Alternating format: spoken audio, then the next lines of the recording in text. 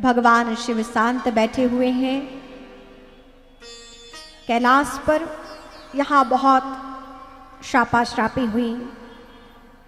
दक्ष प्रजापति अहंकार में भरा हुआ था कि शिव कुछ नहीं बोले।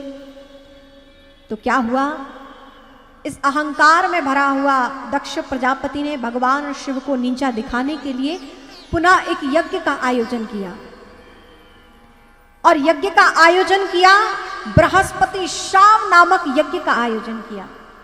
उस यज्ञ में उसने सबको बुलाया, देवियों को, देवताओं को, ऋषियों को, मुनियों को, यक्षों को, सबको बुलाया उसने। ब्रह्मा जी को बुलाया, विष्णु जी को भी बुलाया था, लेकिन विष्णु जी नहीं पहुंचे। लेकिन सबको बुलाया, लेकिन निमंत्रण नहीं दिया तो केवल भगवान शिव को नहीं दिया। इस सृष्टि में केवल और केवल उसने सबको आमंत्रित किया, लेकिन भगवान शिव को नहीं बुलाया। देखिए, अभिमानी व्यक्ति दूसरों को नीचा दिखाकर अपने आप को श्रेष्ठ समझता है, और स्वाभिमानी व्यक्ति दूसरों को सम्मान देकर श्रेष्ठ बन जाता है। स्वाभिमानी व्यक्ति दूसरों को सम्मान देकर श्रेष्ठ बन जाता है, और अभिमानी व्यक्ति दूसरों को नीचा दिखाकर अपने आप को श्रेष्ठ समझता है। यहां दक्ष प्रजापति ने यही किया कि अभिमान में भरा हुआ भगवान शिव को नहीं बुलाया। और ये बात अभी सती जी को नहीं पता था कि ऐसा भगवान के साथ घटित हुआ है। उनके पिता ने उनके साथ ऐसा व्यवहार किया है, सती जी को नहीं मालूम था।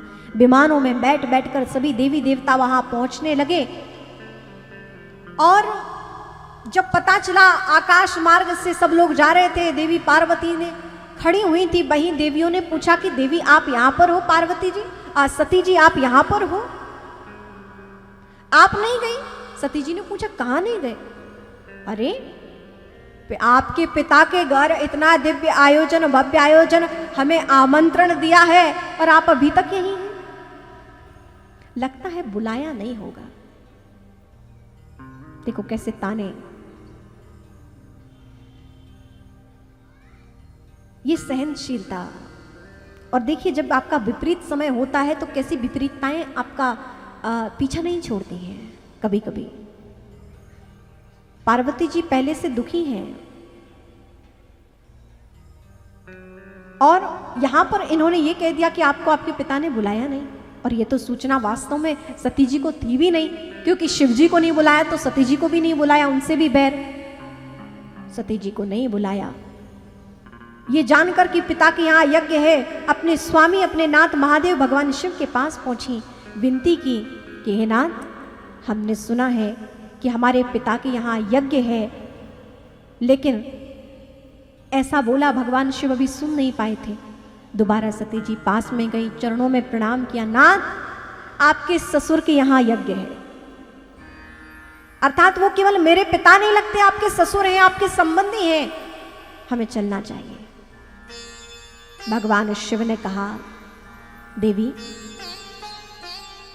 कोई जानबूझकर ना बुलाए, अपमान की दृष्टि से ना बुलाए, वहां नहीं जाना चाहिए।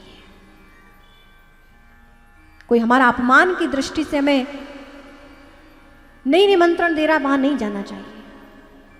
और तुलसीदास जी ने तो कहा है, तुलसी तहां ना जाइए जहां कंचन बरसे मेघ,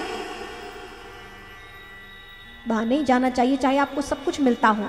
तुलसी तहां ना जाइए चाहे कंचन बरसे मेघ, आवत ही हर से नहीं नैनन नहीं सहे।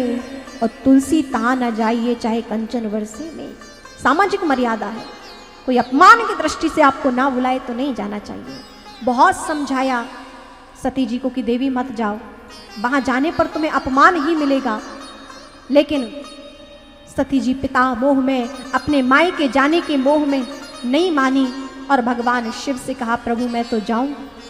भगवान शिव ने बहुत समझाया, नहीं मानी। भगवान शिव शांत होकर अपने इष्ट के चिंतन में बैठ गए।